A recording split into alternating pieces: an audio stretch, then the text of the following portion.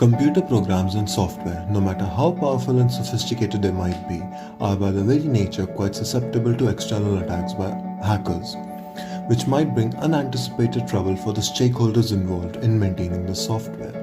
Attackers might gain access to crucial parts of the code, modifying which they could use them for their own benefits, causing crucial data to be in hands of these attackers. This could prove really disastrous if such a thing happens in a country's nuclear regulatory commissions or the official government database and so on. Time and again, it's been seen that most of these attacks overwhelmingly exploit the buffer-dependent execution of the software or program. More precisely, it's been caused due to buffer overflow. In this video, we'd be looking in detail about buffers, buffer overflowing, current ways to mitigate these issues, and a better approach to deal with the issues by using canaries. Let's start by understanding what a canary is, and then we'll move on to a more technical understanding. So let's start. What is a canary? Well, canaries are values placed at specific locations on the activation frame of a function when it is invoked. Canary-based protection helps in monitoring buffer overflow attacks. The function metadata is responsible for verifying if the canary value is intact. When the buffer is overwhelmed, the canary value is most likely the first value to be corrupted, and the canary-based protection terminates the control flow. What is a buffer? Well, a buffer is essentially a region of physical memory storage used to temporarily store data while it is being moved from one place to another, which may be used when moving data between processes inside a system. What do we mean by a buffer overflow? Well, a buffer overflow occurs when the volume of data exceeds the storage capacity of the memory buffer. As a result, the program attempting to write the data to the buffer overwrites adjacent memory locations. A buffer for login credentials, for example, designed to expect username and password inputs of say 8 bytes, if goes unmonitored and receives 10 bytes, the program may write the excess data past the buffer boundary. So what are the current systems in place to handle buffer overflowing? Well, systems currently in use essentially involve labeling each function and verifying them at the receiver's end, which seems divine, but it has its own flaws. One of which is that it is completely oblivious to the kind of function that's been invoked, which leaves it vulnerable to be statically changed by a hacker, as they could execute a malicious function. Further elaborating on the current methods that are used, these are the ones primarily used. Control flow integrity, or CFI, is a general term for computer security techniques that prevent a wide variety of malware attacks from redirecting the flow of execution of the program. CFG, or a control flow graph, models the flow of control between the basic blocks in a program. A CFG is a directed graph where each node corresponds to a basic block. Let's have a look at CFI. So, control flow integrity aims to eradicate memory error exploitation by ensuring that the instruction pointer of a running process cannot be controlled by a malicious attacker. Control flow integrity is a technique that prohibits hijacking of the control flow of a program. Control flow graphs. The execution flow is determined by the control flow graph generated by the compiler.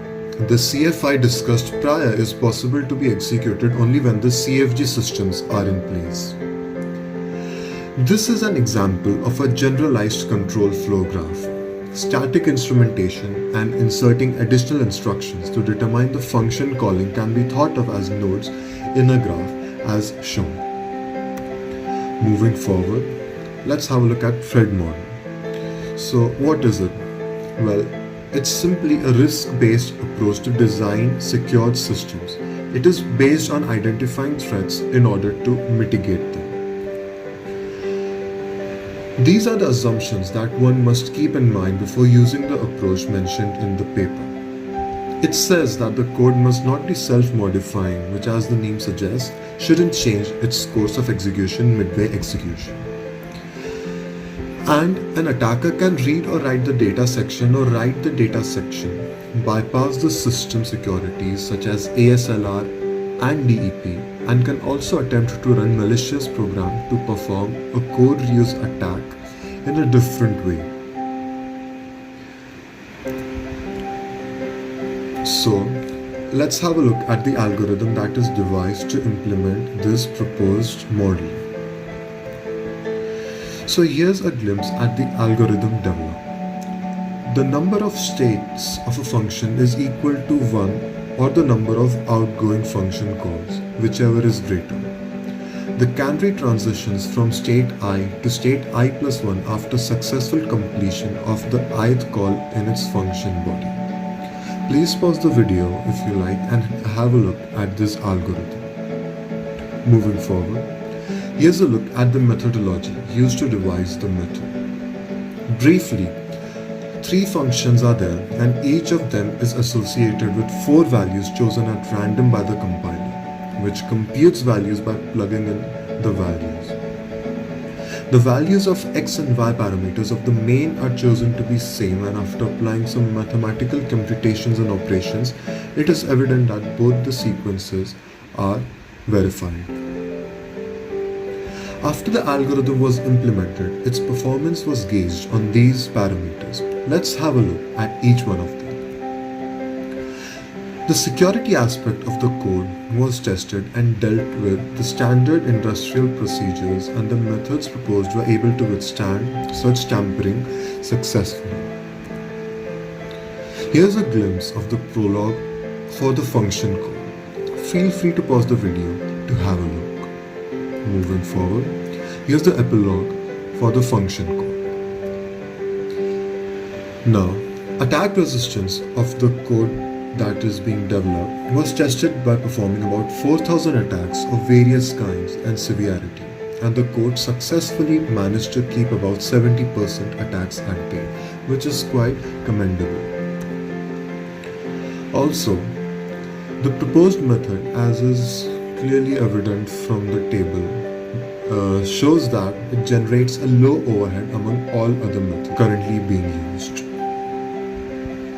Moving on to the conclusion, the work addressed in the research paper makes use of canaries for ensuring forward call and return call function control flow integrity by XORing a quadruple variable of 64 bits integers that effectively captures the history of the function call activation records on the program stack. If the value has been tampered by causing a change in the control flow, the program terminates by trying to execute an illegal instruction. The implicit nature of using canaries can prevent the buffer overflows. So here we come to the end of the video. Hope that you came to know the various ways hackers exploit vulnerabilities and the ways these issues can be solved. We saw some existing methods in place and also tried to understand the new methods devised by the researchers. The video was made possible by referring to the IEEE paper linked down below, and I hope that you've gained valuable insights about how these things work. Thank you so much for watching and stay safe.